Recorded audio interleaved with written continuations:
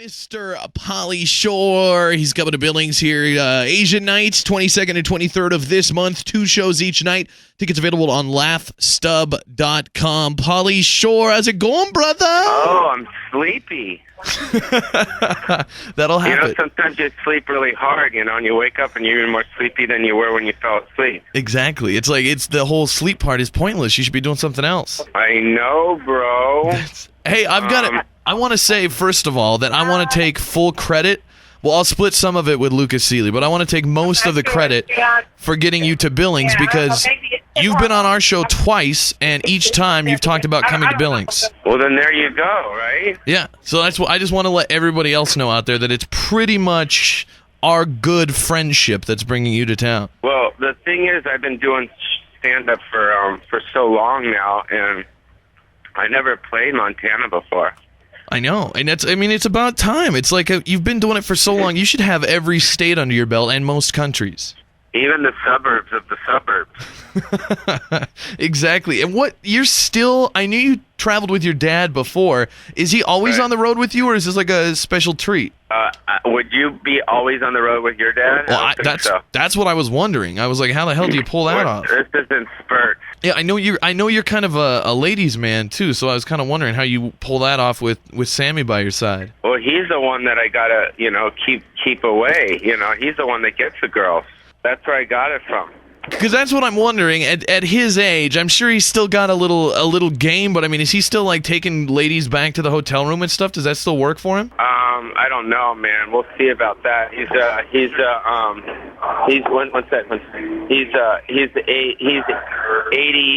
83, 84 right now, so I don't know. Well, what kind of stuff, for people that know you from the movies and from stuff in the past, what's the Pauly Shore stand-up like these days? I don't know. I mean, stand-up to me is my therapy, you know what I mean? It's like if I didn't do it, I'd probably die. It's kind of like my food, you know what I mean? Where I have to I have to get on stage and I have to just kind of spew. I don't know. It's my second home being on stage, so. Yeah, and you've been doing it, obviously, for people that don't know. Your mom founded the Comedy Store back in the day. Your dad, obviously, a successful stand-up comedian. So you've had like the perfect training ground to be a stand-up comedian. Yeah, I call myself like the Frankenstein of comedy, An evil little monster that grew out of those two people. Yeah. What's a lot of people in Hollywood these days, especially a lot of comedians, lots of problems with drugs and early death. Are you surprised that you're still alive these days, or do you keep pretty healthy? More importantly, are you surprised that I'm still alive these days?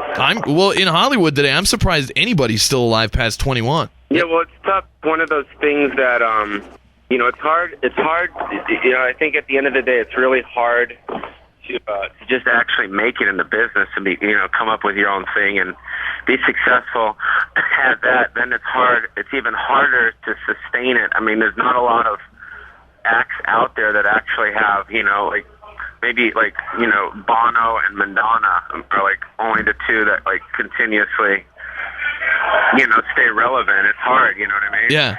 It's true. What about, were you good friends with Greg Giraldo, or did you know him casually?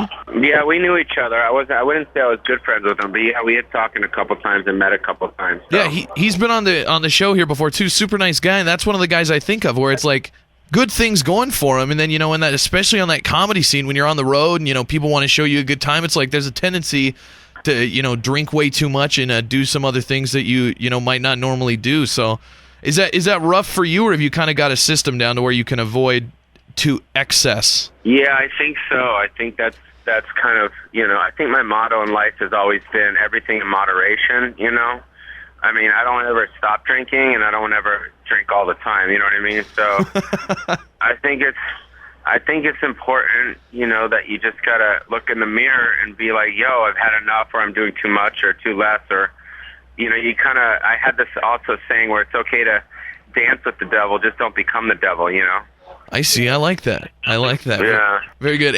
We got a question from our Facebook fans here that want to know any movies in the future. Well, I just had Adopted just came out on DVD. Adopted, where I go to Africa to adopt a black baby, you know? Mm-hmm. I've seen it. I liked it. Yeah, did you watch it? Yeah, I did. I thought I loved the concept. You were actually on our show back for Natural Born Comics, and at that point you had told us that you got a black baby, and so then we also talked to you when Adopted came out, so it was nice to have you on both times, from when you first adopted the black child to when the project was finished. Yeah, it's one of those things that I like to take like a serious subject and kind of poke fun at it, you know what I mean? Yeah. Do you get any crap for that, or did everybody kind of understand it's a joke? At first before it first came out, I got a couple calls from some black people, and they were going to report me to the NAACP or whatever the thing is. Yeah, you're close. Yeah. and then they found out that it was like all fake, and then they thought it was funny.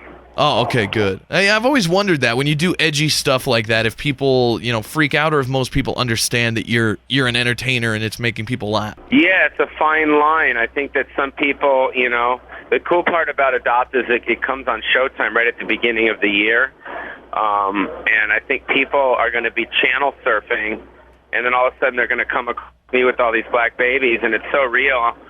The movie's so kind of authentic that I think at the end of the day they're going to go like, Jesus Christ, like what the hell's going on here? Like, but then not know it's fake, Yeah. What are you? I got a quick question as a big comedy fan. Anything resolved with the Comedy Store? I know you guys were kind of having some disputes there. Are you taking that over when Mitzi's done, or who knows?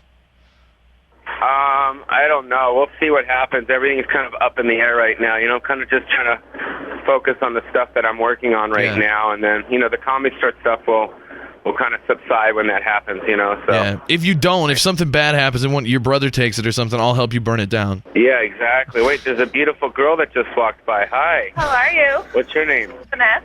Finesse. We're at the Chicago airport. She just walked by to say hi. Who is this? This is Big J in Billings, Montana.